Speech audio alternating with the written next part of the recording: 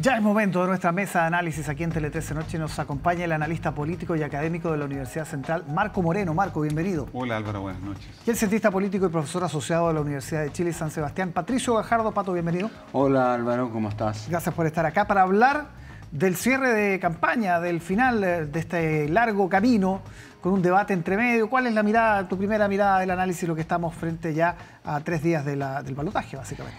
Bueno, yo creo que ahora sí, lo hemos conversado con Marco, yo creo que las cartas están echadas. O sea, básicamente los cierres de campaña son para colocar ánimo a los adherentes más definitivos, la gente que está más involucrada en la campaña, y los cierres tienen ese sentido. Ahora, yo creo que lo relevante fue el debate de Anatel, y que eso sí ha generado repercusiones y una, yo diría una onda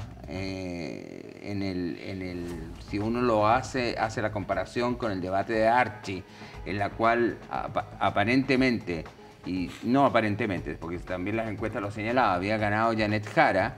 Ahora nos encontramos con un debate de Anatel en que, sin que haya sido un lucimiento extraordinario de José Antonio Kast, sí Jara cometió errores importantes, ¿ya? Particularmente en el tema del TAC y el tema de María Corina Machado, coincidiendo más encima con la entrega del Premio Nobel de la Paz. Marco, ¿cómo ves tú estos últimos metros de la carrera? Sí, efectivamente estamos ya a pocas horas de la elección.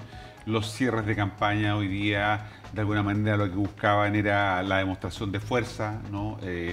También me llamó la atención respecto de los cierres, la elección deliberada de lugares con carga simbólica. En el caso de Janet Jara, ¿no es cierto? Coquimbo es una región donde Franco Parisi obtuvo una buena votación, en donde el propio oficialismo ha tenido, en toda la macrozona norte, en realidad Parisi tuvo un buen desempeño, y el oficialismo tuvo un muy buen desempeño en Coquimbo, en Atacama. Recordemos que ahí salió electa la senadora Daniela Chiccardini, ¿no es cierto?, y con Yanna Proboste, tuvieron un muy buen desempeño, y en Coquimbo el diputado Daniel Manucheri logró sacar, ¿no es cierto?, arrastrar con su votación a otros 2 diputados. Está el senador Núñez, que es uno de los principales asesores de la candidata, por lo tanto todavía un simbolismo importante en esa región. Lo mismo hace José Antonio Kast en la Araucanía, ¿no es cierto? Ambos eligen zonas, yo diría, más tranquilas para poder movilizar electores.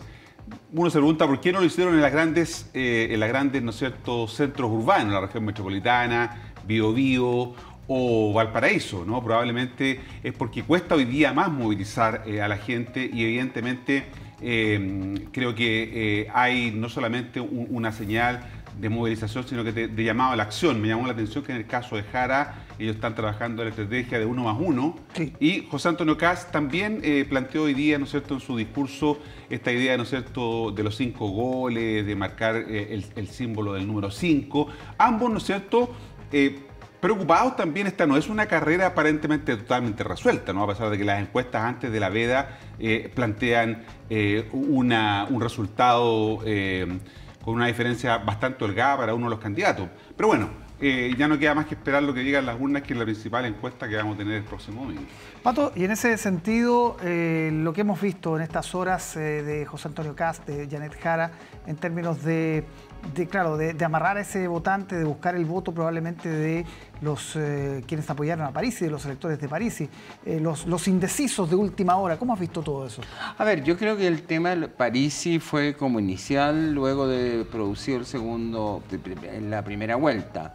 Luego ya, si ustedes han visto, se ha ido diluyendo el tema Parisi, porque el propio PDG ha caído en una serie de contradicciones, desde el tema de tener una Pamela Giles que lidera, parece ser, el PDG y llama a votar nulo en un plebiscito en el cual no se sabe cuántos votaron, y después, bueno, Parisi no se sabe, no dice nada, dice que la gente es la que se pronuncia, y tenemos Olivares, un Javier Olivares, diciendo que vota por Kast y que no hay que votar bajo ninguna circunstancia por una candidata comunista. Entonces, yo creo que Parisi ha pasado a mejor vida en un segundo plano. O sea, el candidato, los votantes de Parisi van a votar por quienes ellos estimen pertinente. Vamos a ver el tema del nulo blanco. Yo creo que eso es lo que hay que observar. ¿Va a ser alto, crees tú? No creo, porque en las segundas vueltas y cuando son candidaturas presidenciales tiende a disminuir. Fíjate que en Criteria, que ustedes lo usan mucho acá en el Canal 3, en Criteria cuando cuando se produjo la segunda vuelta hubo una cantidad enorme de votos nulo blanco, que es natural, es el duelo.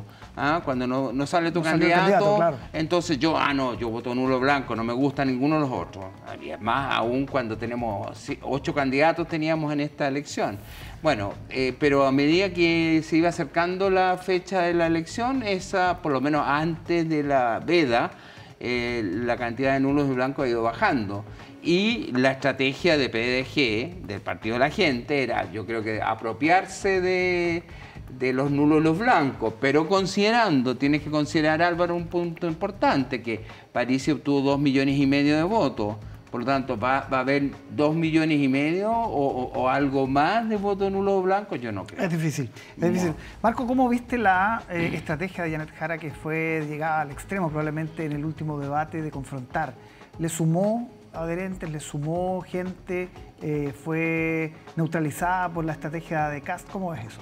Probablemente había un riesgo que se mostró ayer, el martes en el debate, que tenía que ver con el efecto saturación, ¿no? De repente, y ese día, ¿no es cierto?, el propio Iván Valenzuela, que representaba a Canal 13 en el debate, llamó a los candidatos al orden en el sentido de que eso lo estaba viendo mucha gente joven, planteó, ¿no es cierto?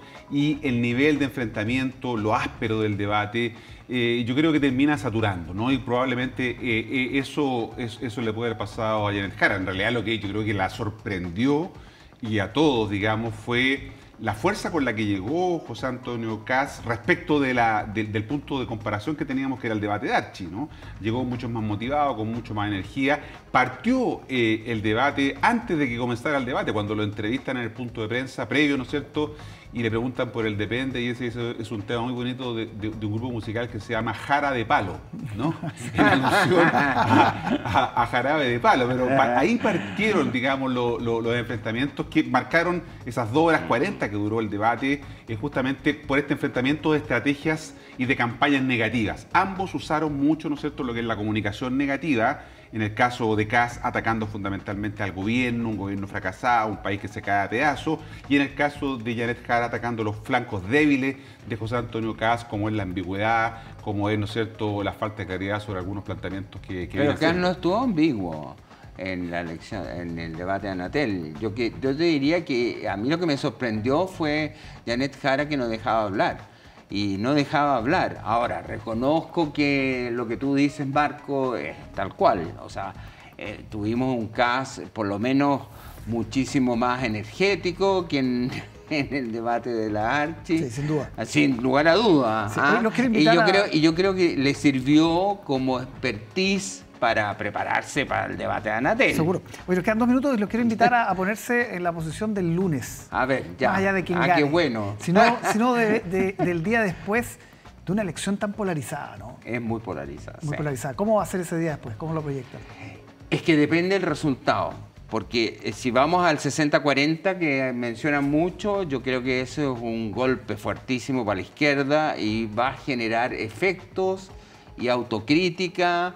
Y bueno, ahora, si no es así, si nos encontramos 10 con puntos, por ejemplo, un 10 puntos o cercano a un 45, 44 de Janet Jara, todos asumen que gana Kast, así que no estoy diciendo nada que vaya contra la regla en términos generales.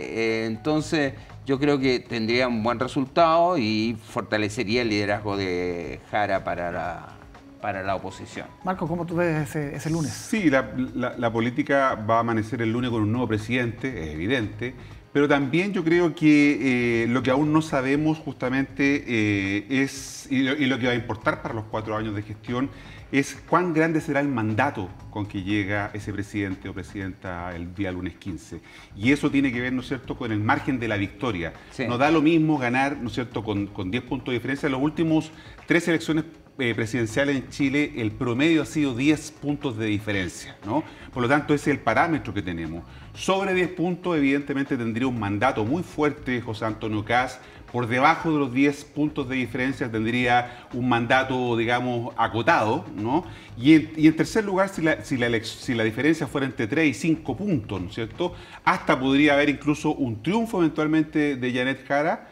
Podría ser también un escenario en donde el país quedaría muy fracturado, ¿no es cierto?, y muy dividido en dos, difícil para la gobernabilidad. Bien, vamos a estar analizándolo en una semana más, aquí mismo. Marco Borrero, Patricio Gajardo, muchas gracias por estar acá con nosotros en Tele 13 Noche.